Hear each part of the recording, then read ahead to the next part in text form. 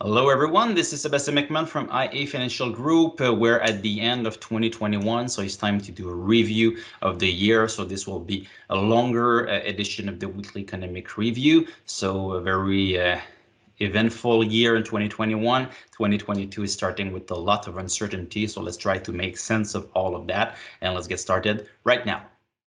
All right, so 2021 was negative for bonds, so that's one of the rare years where we've seen that. So minus 3% for the TMX universe. 2020, we were positive on bonds because interest rates fell throughout the year. The starting point of 2021 was a bit lower for interest rates, so we got a rise in rates throughout the year. We weren't expecting more of a rise, so it could have been worse. Equities at about the 20 to 25% in North America, so a very good year. We're expecting good things from the TSX, and it did deliver. The TSX led for most of the year, but was passed by the S&P 500 in the last month or so. In 2020, the TSX had lagged the US.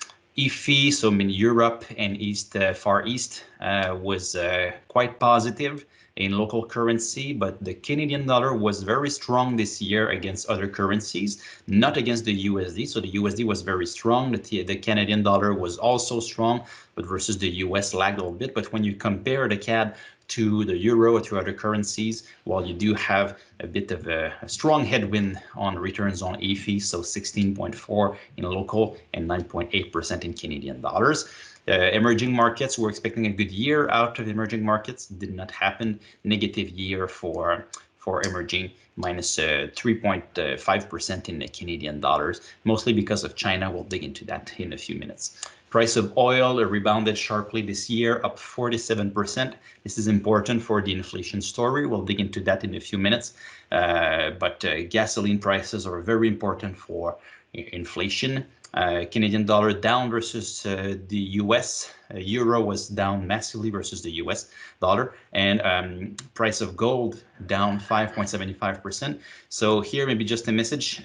Price of gold is often considered a good hedge against inflation, but when you actually dig into the data, you realize that it's mostly because of the story of the 1970s. Outside of that period, it's not clear that gold is a good hedge, and at least in 2021, it didn't act as an edge versus inflation. So just keep that in mind. So we can't talk about the year without talking about COVID. So it was at the end of the year, at least it was Delta and Omicron in one corner versus the vaccine in the other corner. So we're seeing a strong spreading of Omicron. Remember that Omicron, we heard about it on November 29th, if I'm correct here, but late November. And now it's we're in late December, and it started in South Africa. And now we're hearing that about 80% of the new cases in North America are Omicron cases. So it's spreading very fast. And one thing that we know is that when a new variant comes in, you can't really stop it. So that's what we learned from Delta. That's what we're seeing here with Omicron, which is even more virulent than the other ones. Canada, as you can see on the left, the line of the new cases here per million population, just to put everything in the same scale, where we're in the exponential part of the curve. Where will it stop? It's hard to say. As I'm recording this, we're seeing a record number of cases in many provinces. So, and the pace of of growth is still accelerating. So we'll see. The UK is the shaded the light blue line. That's we're seeing a lot of cases happening there. So the UK is in it bad, and in the US, many indicators are coming out that are suggesting that probably the number of cases is grossly understated. So we'll see how it shapes up in the next few days and weeks. But on the right side, well, vaccination, now the population is massively vaccinated, so that's going to factor in. And it's good news that Canada, where among one of the best countries on vaccination front. So let's see how it will turn out at the beginning of 2022. But again, huge layer of uncertainty as we end the year. So inflation, the highest in decades. I mean, in Canada, it's the highest since the early 1990s. In the US, the early 1980s. So transitory or not, that's still the question. Transitory meaning that it's not going to be permanent regime of high inflation. I still think that the word transitory is not dead, but we'll see exactly how long it lasts, because there's a few factors at play here. So let's maybe look at these in order. So here's the contribution to inflation through the year. So through the last few years, rather, the orange or yellow part of the lines here is the transportation cost component. So there's the price of gasoline in there, and there's also the price of new cars that's in there. So we've had issues with chips in cars, pushing the prices of cars up because everyone that wants a car has to wait longer, so you can charge a little bit more for cars. So there's this part. It should be fading at some point in 2022. When, I don't know, but it's going to be probably fading somewhere throughout the year. But the price of gasoline is very important in that component. So looking at the price of gasoline here, so this is the average gasoline price in Canada. So where I did the red circle, it's at the beginning of the year that we saw the massive rise in the price of gasoline. Now remember that when they compute the inflation figure, they look at what the price level is today compared to the same price, but at this date last year. So 12-month rise in this price. So if you compare right now the price of gasoline late December compared to late December 2020, it's 35% higher now. And most of that rise was at the beginning of the year. So that means that when we are in March and April of 2022, when we compare year over year, unless we have another explosion in the price of gasoline, and if we're moving towards maybe more restrictions, less mobility because of Omicron, we could think that, well, maybe prices could go down or at least go sideways. Then it's going to be less inflation from gasoline, and that's going to have an impact to push the price, the inflation figures lower. So will that be enough to bring the overall numbers lower, or will other parts of the inflation calculation push up? It's still a very good question. There's a lot of uncertainty, but in the short term, we do know that some of these effects could start to fade as we move into, let's say, spring of 2022. On the flip side, well, supply disruptions, we don't know a lot about them. Before Omicron was even a thing, even announced, we had these kind of surveys that we looked at. So here, this is one from Oxford Economics that they survey economists around the world. Here covering 90% of the world's GDP. And so it covers a lot of ground. And the opinion was that, well, maybe the supply disruptions had peaked. Now, let's see with Omicron if that's still the case, of course.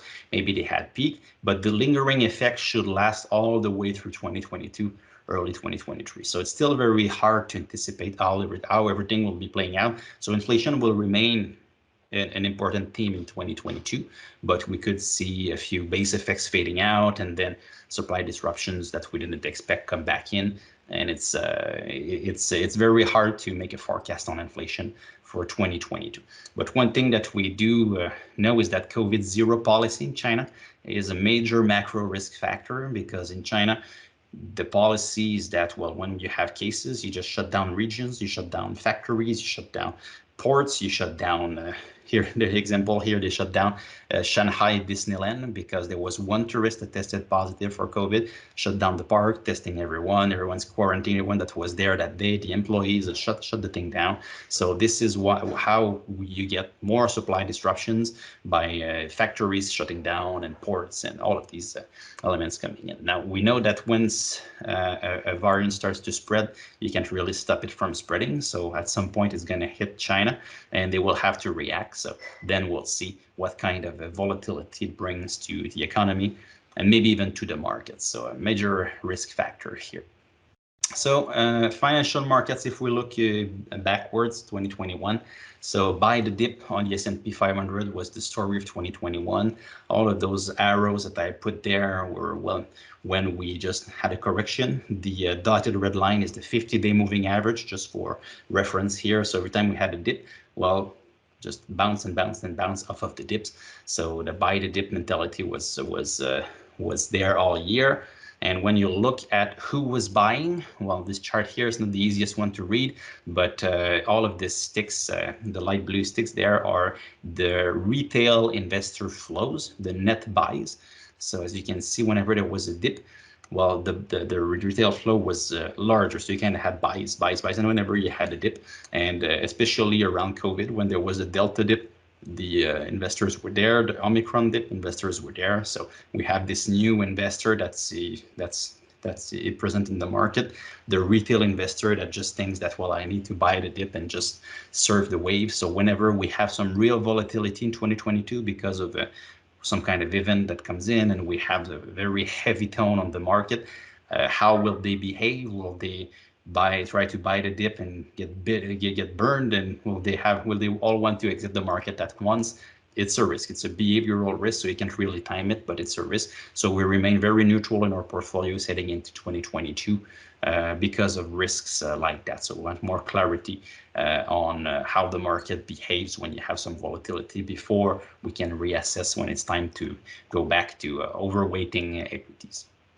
So equities outside of North America, a rather muted year. So this is the MSCI All Country World Index, so ACWI, ex-US. As you can see in 2021, we had a bit of a positive return at the beginning of the year, but since then sideways and even down. So North America, US, Canada did very well, but around the world it was negative. Emerging markets were negative, and mostly because of China. China is 35% of the emerging market index, and look at how China's market behaved in 2021. Strong returns late 2020, early 2021, and since then down. China's economy was the first one to get back on the pre-COVID track, so they rebounded very swiftly from COVID, and they decided to start tackling the credit cycle. We've heard about Evergrande throughout the year. The property developers, many names have had some issues, so they tackled that. That didn't bode well for the markets.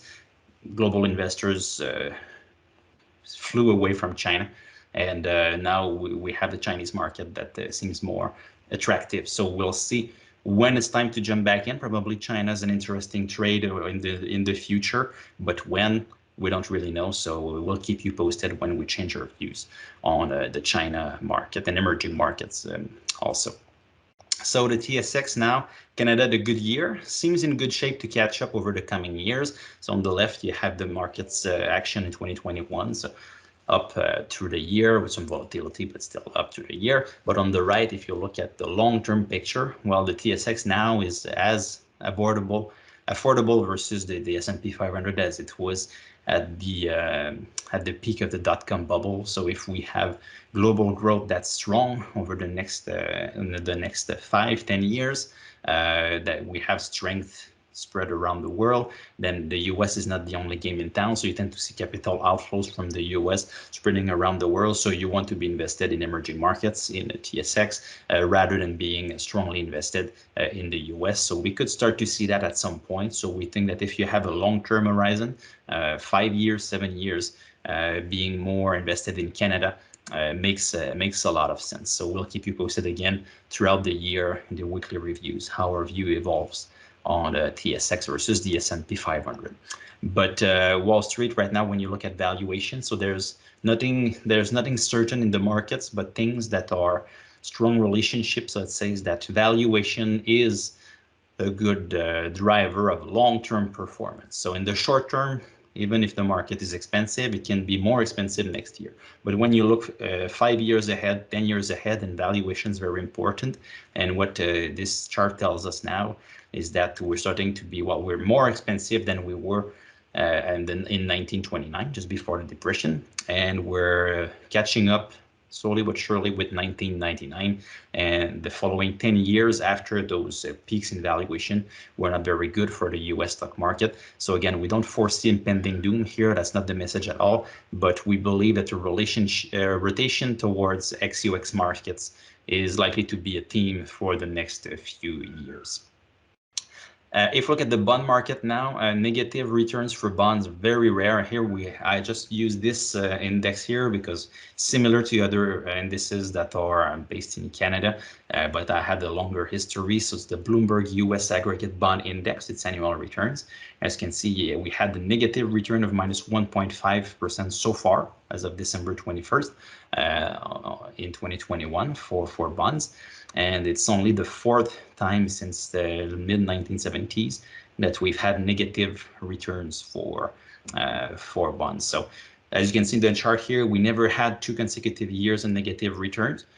Will this time be different? Well, we haven't dealt with a global pandemic before either. So maybe next year, if we do have still some inflation, central banks are tightening. If the economy starts to do better because Omicron, we're managing it well, could see interest rates rising. So it's possible that next year we could have negative years again, negative returns again. So we're not very bullish on bonds right now. So we'll see how it unfolds in 2022. But it is possible that we have another year of negative returns. But what we can look at is, well, the central banks. So what they're telling us right now, well, the Bank of Canada is bracing for rate hikes in 2022. On the right-hand side here, you have the expectations by the market. You can imply that from financial data, the number of hikes that are expected by decision date. The Bank of Canada is talking that probably start to hike in the middle quarters of the year. So that means starting in April. The market is pricing in 2 hikes by April here. We'll see if the bank changes its tone early in the year. It's a possibility, but I don't think it's the likeliest scenario here. I think we will have a few hikes in 2022. Will it be 2, 3, 4 hikes? I mean, it depends on so many things, but the bank is willing to move forward with rate hikes because you need to remove extraordinary conditions at some point, and the labor market is solid, the economy is growing well, so this is the intention here. So where will we end up? It's hard to tell, but up for the leading rate, pushing interest rates higher, likely throughout the year, is the base case scenario right now. And looking at the Fed, pretty much the same thing. The Fed just recently announced that they will be aggressively accelerating their tapering of the quantitative easing, and the Fed, remember that they publish their forecasts on their own actions, which we don't have on the Bank of Canada. So before recently they were pointing towards, well, hiking once in 2022. Now they're pointing towards hiking 3 times in 2022. So the willingness is to hike as we move forward. So how many, when, it's going to depend on many things, but the path of least resistance is higher interest rates in 2022. So that wraps it up for this year. That wraps it up for this weekly review.